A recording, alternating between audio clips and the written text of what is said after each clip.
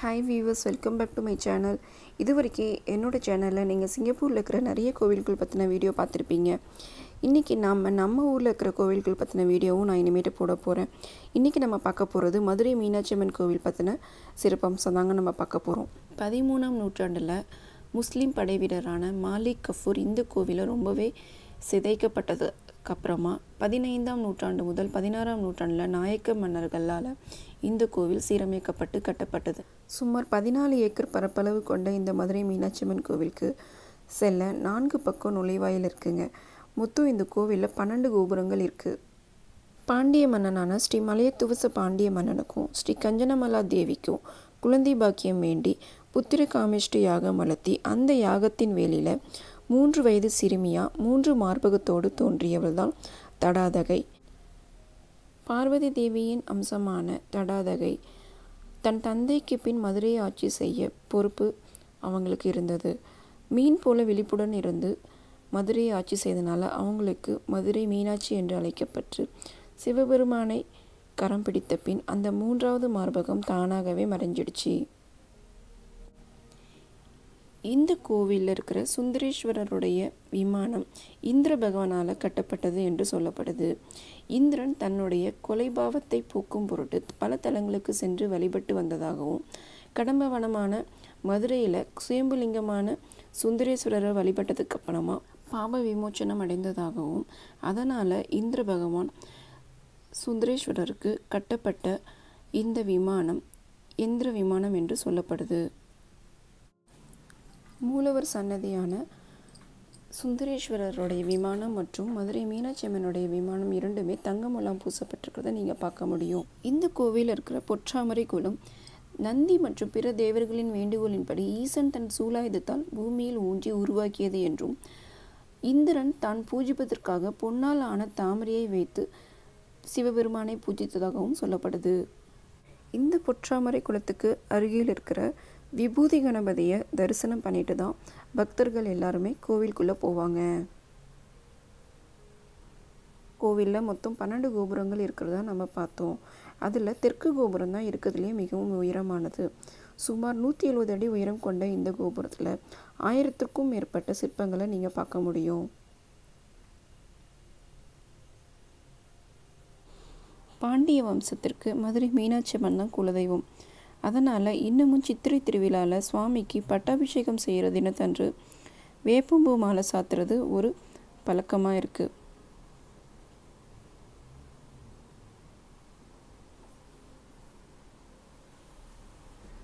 சுகவனேஸ்வரர் சன்னதிக்கு முன்னாடி இருக்கிற கம்பத்தடி மண்டபத்தில் சிவபெருமானின் பல்வேறு அவதாரங்களை நீங்கள் சிற்பமாக பார்க்க முடியும்.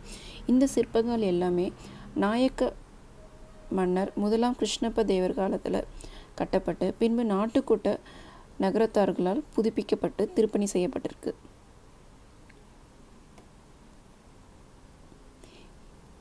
இங்க இருக்கிற நந்தி மண்டபம் ஒரே கல்லினால் செய்யப்பட்டது.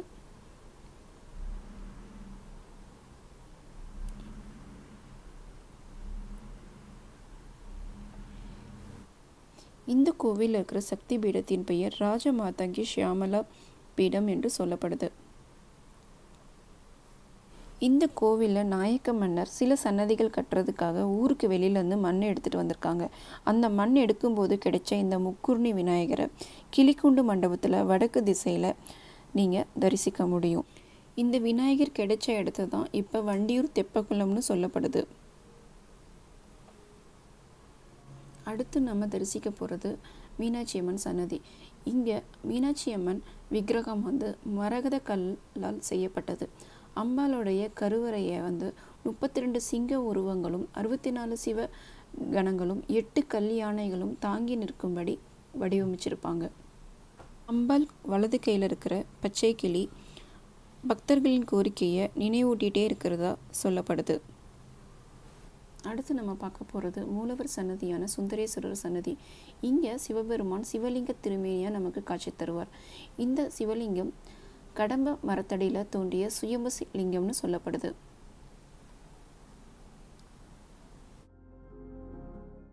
அடுத்து அம்பாள் சன்னதிக்கு முன்னாடி இருக்கிற அஷ்டசக்தி மண்டபத்தை பற்றி பார்ப்போம்.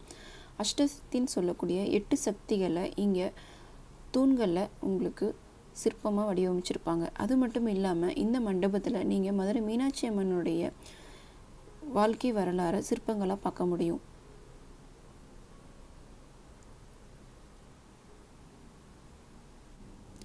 அடுத்து நம்ம பார்க்க போகிறது ஆயிரங்கால் மண்டபம். இந்த மண்டபத்தில் 50 சபைகளில் ஒன்றான வெள்ளி சபை இருக்குது. இந்த சபையில் சிவபெருமான் நடனமாடியதாக சொல்லப்படும் நடராஜ பெருமான் வந்துட்டு எல்லா கோவில்கள்லையும் இடது காலை தூக்கி நடனம் ஆடுவார். ஆனால் இந்த வெள்ளி சபையில் மட்டும் பாண்டிய மன்னன் கேட்டுக்கொண்டதைக்கிணங்க வடது காலை தூக்கி நடனம் ஆடியிருப்பார்.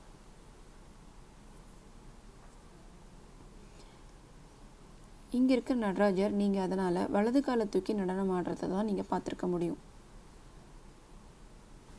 இந்த மண்டபத்தில் இருக்கிற தூண்களை நீங்கள் எங்கே இருந்து பார்த்தாலும் ஒரே நேர்கோட்டில் வரிசையாக தெரியுங்க. இந்த ஆயிரங்கால் மண்டபத்தில் மொத்தம் 7 இசைத்தூண்கள் இருக்குன்னு சொல்லப்படுது.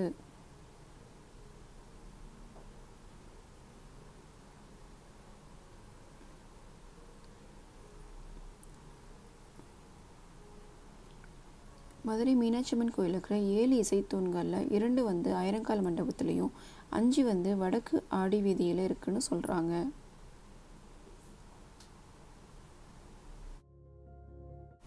அம்பாலை தரிசிச்சுட்டு பிரகாரம் சுற்றி வரும்பொழுது நீங்கள் துர்க்கையம்மன் சன்னதி, சித்தி விநாயகர் சன்னதி,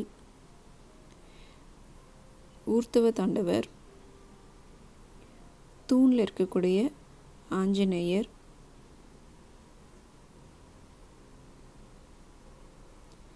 கஜலக்ஷ்மி,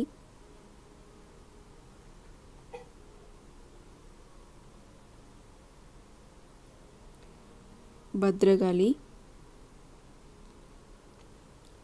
ரிஷப வாகனத்தில் இருக்கிற சிவபெருமான், பார்வதி தாயார்,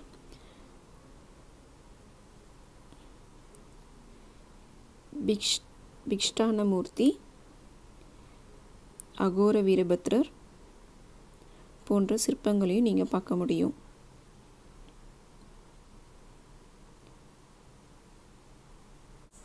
கோவிலின் கிழக்கு கோபுரத்துக்கு எதிரே இருக்கக்கூடிய புது மண்டபத்தில் நிறைய சின்ன சின்ன கடைகளை நீங்கள் பார்க்க முடியும்.